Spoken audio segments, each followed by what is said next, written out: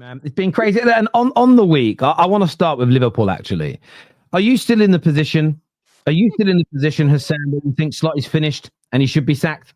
Yeah, 100%. I haven't changed my mind on that since the Forest game. Actually, it's even been like more justified because I'm seeing the reactions online. I'm seeing the people speak. I'm seeing even like the locals. I'm seeing the how Anfield reacted. And to be honest with you, it is time.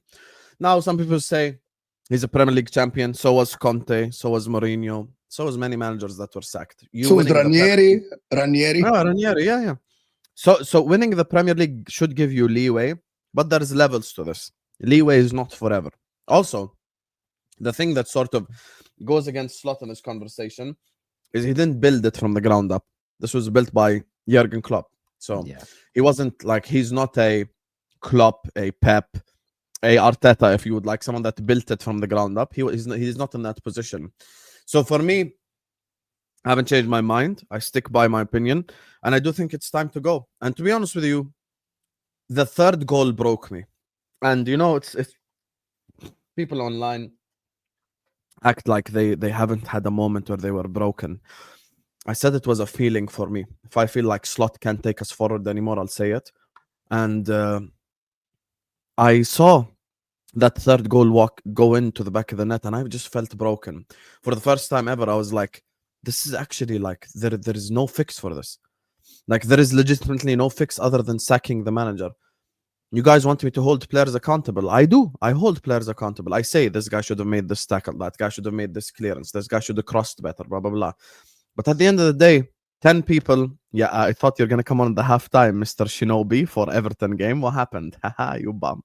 Anyway, back to the topic. So, like, you watch the team, and it's like 10 outfield players all look like shit.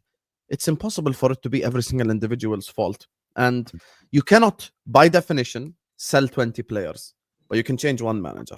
This is the reality of football. Is it sad? Is it unfortunate? Yes, but it's the reality. And to be honest with you, the arrogance of Slot this season has been exposed. Meaning, the high-pressing Manchester City at the Etihad, the tactical decisions that he's made, and the 2 wins that we won, he came out after and said, I went against my ideals. Respectfully, fuck your ideals if we lose 8 games out of 11. Your ideals are not more important than Liverpool winning games of football. If you've got to go against your ideals to win games, go for it. Specifically to come out of this bad run. Like, he went against his ideals. Villa and Madrid, we won. City, you went back to your ideals, we lose. Go against your ideals then.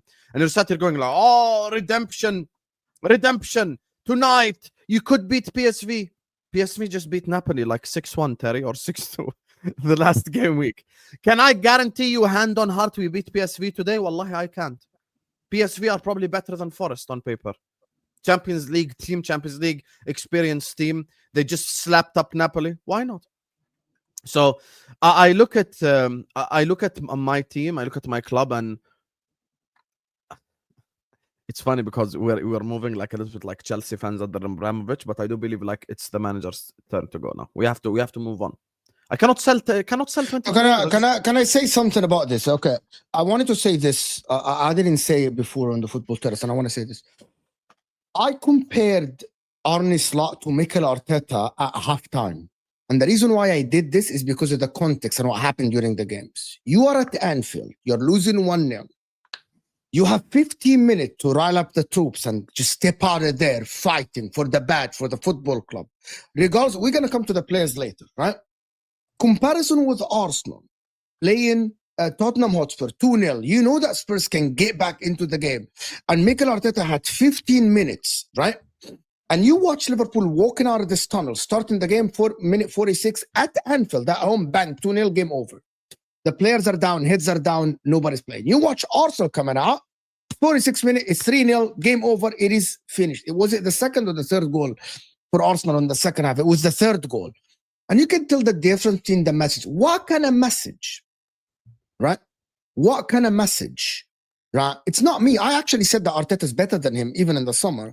What kind of message is sent to the players if you cannot get your message across to rile up the players at Anfield in front of your fans in 15 minutes? That means you're broken, you're finished, you're done. You cannot relay your message to these players. Sam is right. It's over. There's no fixing this.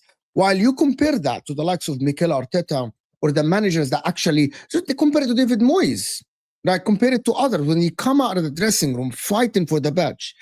This club, Liverpool, deserves better manager than this. There's someone better. However, I think the players are getting away with it. And I hear what Hussam is saying about all of them look bad. But Mohamed Salah in the game against Nottingham Forest got 90 touches.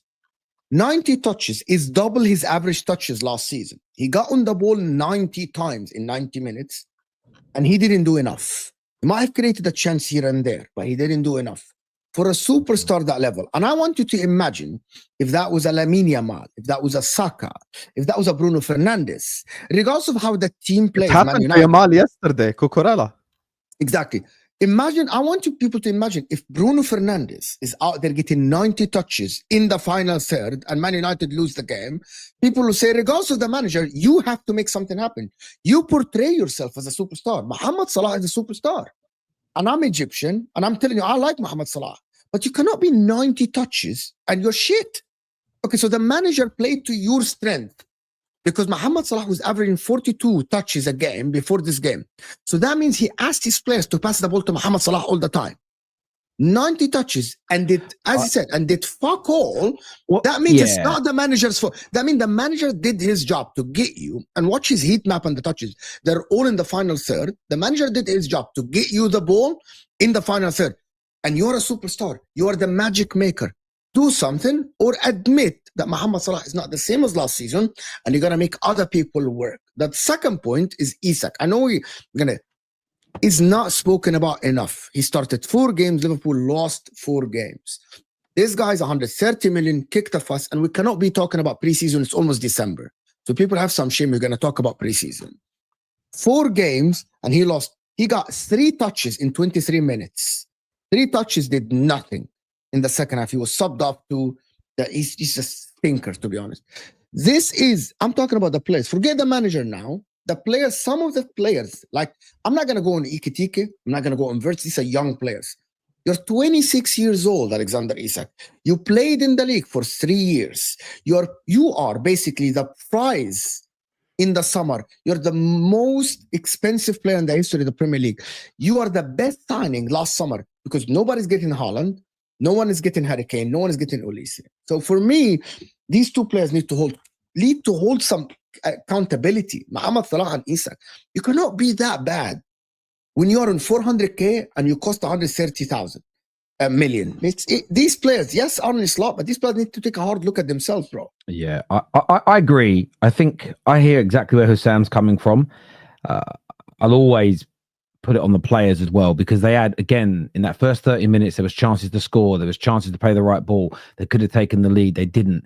I do look at individual players' execution. Last night, Chelsea versus Barca, we'll get into it more later on the stream, but it wasn't just the system. The system didn't make Caicedo. When the system got broken and Caicedo had to track back 3 times and make brilliant tackles from behind, when Gusto had to make brilliant tackles to stop these things from happening, when Esteval beats his man, the system didn't make Esteval take his man on. Okay, and that's where football fans sometimes, for me, use systems and coaching as a get out for players. But where I agree, yeah, all the time at Man United, you know, we look at it, look at our game Monday, and that's why I made a list in the game, a litany of individual errors that I don't care about the system and formation should be executed better. But there is a but in this. Sam's right. You're not changing all the players. And if there is a disconnect, sometimes what it takes is the manager coming in, a new voice coming in, can give everybody a kick up the backside they need. And the one thing that's so true around what Hussam says, and I back it, not because Hussam has said it per se, but it feeds into my philosophy. Liverpool not a broken football club. Liverpool are champions of England.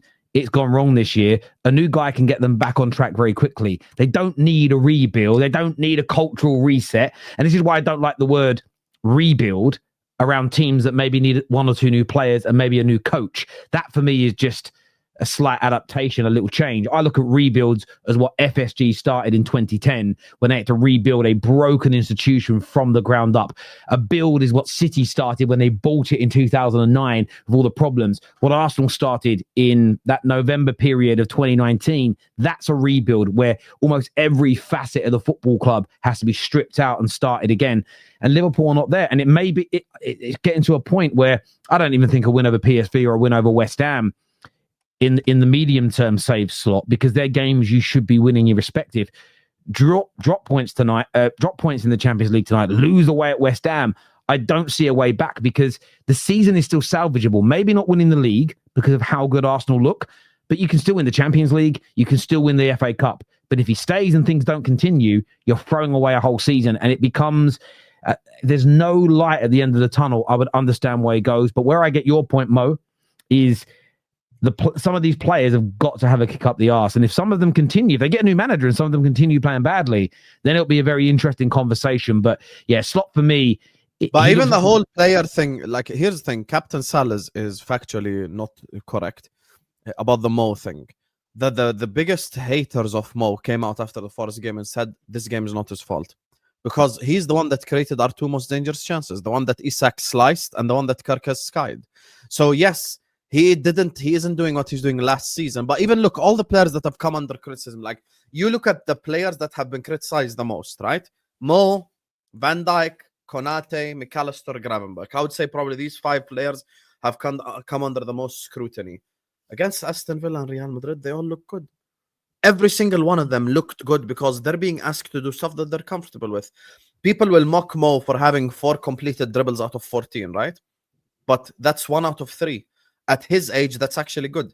The question I'm asking is, why am I asking Mo to dribble?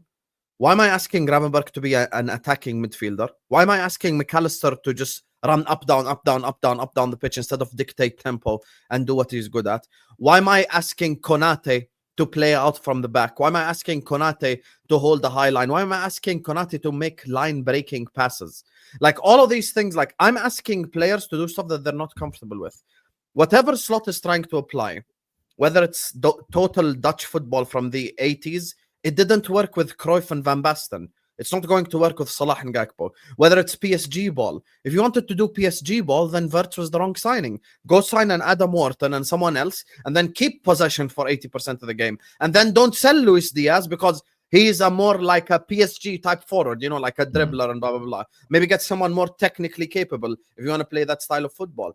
My thing is, I've always said this, if I'm giving you prime ingredients and you're making the wrong meals with it, it's your fault, not mine. You can't say, oh, I gave you the prime ingredients. Like, I'm giving you Wagyu beef and you're making a Philly cheesesteak sandwich with it and it tastes like shit. That's your fault. That's not mine. But if I give it to a correct chef, he'll just sear it for 2 minutes on each side, medium rare, tastes delicious, salt, pepper, done. Like, sometimes simplicity is what's required. We sat here before the City game on Straight Facts. You guys know I'm not reactionary. We sat here before the City game and I said, I want us to be compact. I want us to be defensive. Put Mo and Ekitike at halfway line, initiate counterattacks, initiate attacks that way. Instead, we went and we high-pressed like Manchester City, the best team in England in the last 10 years at playing out from the back. We high-pressed them. And all it took is 2-3 passes and City counterattacked us to fuck that game. So that's why, for me, you look at this situation right now in terms of like the manager. The manager is way more responsible than the players because, look, controlled experiment, more science. Let's look at the scientific perspective, yeah? Mo is dropped or injured, we lose. Ekitike is dropped, we lose. Isak is dropped, we lose. McAllister, Gravenberch, whichever, any scenario you want. Conor Bradley, Frimpong, Kirkes Robertson. Every single scenario ends in a Liverpool loss. Like Ekitike, you guys say, you would probably say, just like most people in the chat, who has been Liverpool's best signing this summer? Everyone would say Ekitike. Ekitike hasn't scored in 7 games. Yeah. Why? Can we ask the whys instead of stating the whats? Why hasn't he scored in 7 games? Why?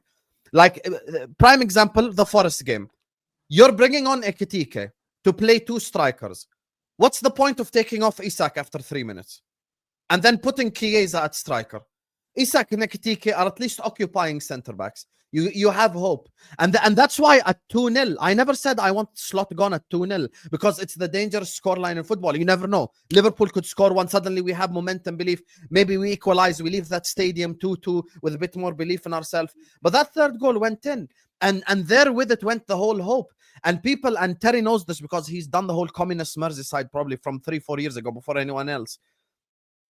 Anfield spoke by leaving the stadium.